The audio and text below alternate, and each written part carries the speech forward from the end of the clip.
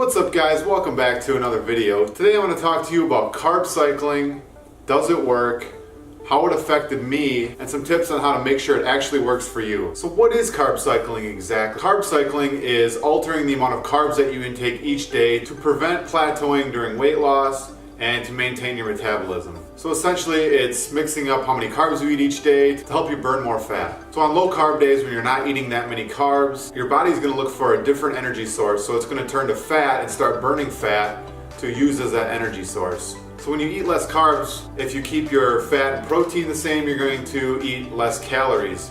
And your body is going to go into what is called a starvation mode. And when your body goes into starvation mode, it's going to lower the metabolism and make sure that your body has enough fat to essentially live. So to counteract this and to make sure that your body continues to burn fat, you want to alternate certain days and add a high carb day in there. The high carb is going to spike your insulin levels. This is going to help maintain your metabolism and burn more fat because your body is not in starvation mode from not having enough carbs. So about 8 months ago, I went on a 3-month carb cycling program to try to burn some extra fat because I was having a lot of trouble with it. So Tuesday, Friday, Saturdays were my low carb days. This is when I was eating anywhere from 80 to 120 grams of carbs a day. Then I had one medium carb day, which was Wednesday. This is where I ate around 150 to 170 grams of carbs. And then I had 3 high carb days, Monday, Thursday, Saturday, and this is where I was eating anywhere from 220 to 240 grams of carbs. And to be honest, I really didn't see as good of results as I would have hoped for. I was kind of on a cut, but I hadn't really done any kind of cutting before. But I didn't really see that much progress. I didn't lose that much weight. I didn't burn that much body fat.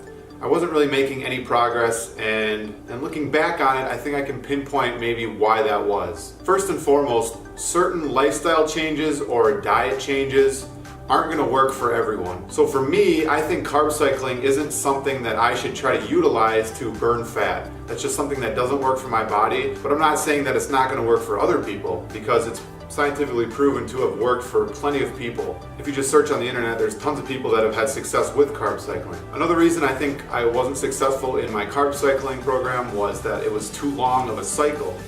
Carb cycling isn't meant to be a long-term solution. It's not very sustainable, and I was on a 3-month program. If I could do it over again, I think I would try maybe anywhere from 4 to 6 weeks. I would have my normal diet for the first 2 months, and then maybe that last month, I would go on a carb cycling to keep me from plateauing. Another thing that I would change is probably to increase the amount of carbs I was taking in on high carb day. 200, 220 carbs really isn't that much still. I think I would try to bump that up to around 250 to 270.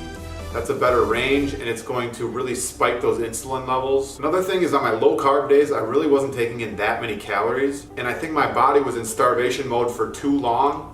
And this prevented me from burning fat. My body was holding on to that fat, and I think that's why I didn't see as good of results as I could have. And just one last tip that I think is important if you ever thought about doing carb cycling yourself is to make sure you're eating healthy, complex carbs, because when you're taking in less calories, which you will end up doing on your low carb days, you're gonna feel a lot hungrier throughout the day. So you wanna make sure you're eating complex carbs that are high in fiber, because these are gonna fill you up a lot longer and prevent you from having these cravings to cheat on your diet. These complex carbs can be anything from oatmeal to rice to potatoes, sweet potatoes.